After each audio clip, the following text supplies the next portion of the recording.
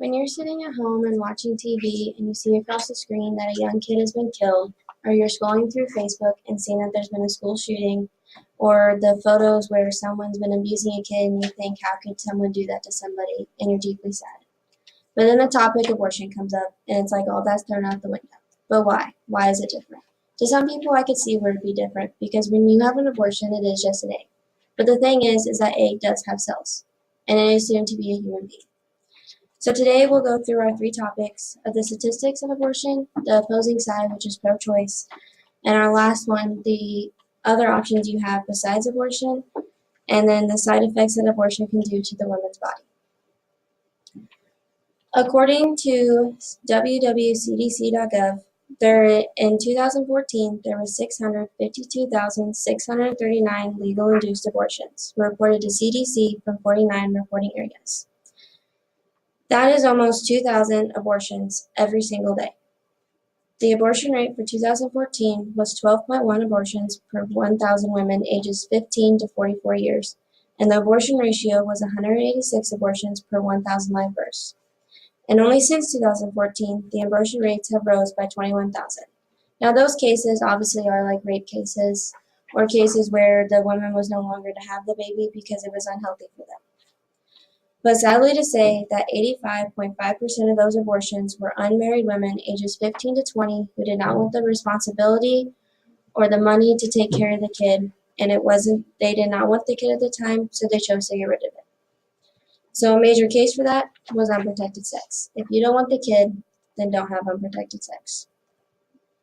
Now, even though pro-life is the ideal mindset through our world, there are people who are a fair amount pro-choice, which isn't wrong.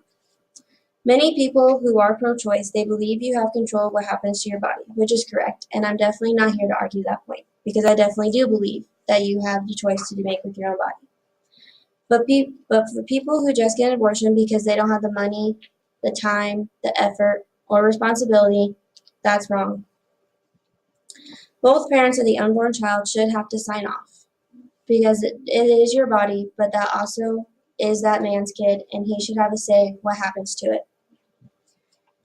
According to BBC.com, 45% of those abortions in 2014 to 2016 are not consulted with the male, and 12% of those men do go to court every year and end up losing because they are told that, well, it's not your body, it's not your choice.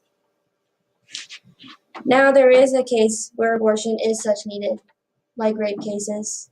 12-year-olds, that's not healthy for them to carry a baby at all. Or the cases where women, you can die during childbirth, the kid could die during childbirth, or you both could die, and the doctor actually recommends that you get rid of the kid. And that's where you can see a lot of people who are pro-choice do believe, or pro-life do believe where pro-choice is right with that. Now, people think when you get pregnant and they don't have the money, time, or responsibility, like I said before, they want the quick fix, the easy way, to hide it, which would be abortion, and that's the only way out. But that's where you're wrong. There's other options, plenty of options for you to do with that child. During your pregnancy, you can reach out to families that cannot have kids of their own and would love kids of their own to have their own family. And during that time, you can connect a relationship with them, and hopefully, when you want to, you could have a relationship with that kid. Then there's foster care, which obviously is not the most ideal choice for kids because a lot of kids end up in bad places when put through foster care, but they have the chance to go to school and meet new people, and more than 50% of kids do get adopted from foster care. Or even giving the baby to a family member till you are ready to take care of that kid, because most women regret having an abortion because they didn't have a chance to meet their kid. According to alternative.com, there is the side effects to having an abortion, such as with your brain or your body itself. There is post-abortion stress syndrome, which is when you get depressed, suicidal thoughts, anxiety, and more than 30% of women end up in the hospital.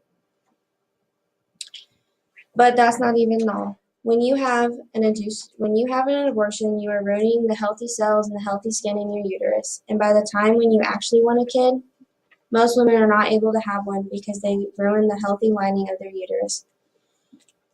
Then also abortions, you have to have the abortion with 9 weeks, and when you don't, then you can't have one.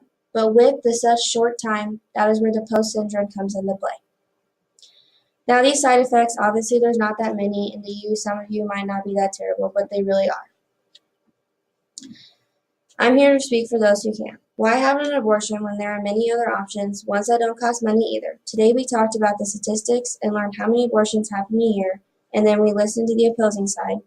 And then the other options you have to choose, ones that don't cost money, because keep in mind, abortions are not cheap. And if you didn't have the money to keep the kid, then you don't have the money to get rid of the kid. Choose this, and then we listen to the side effects that abortion can do to your body.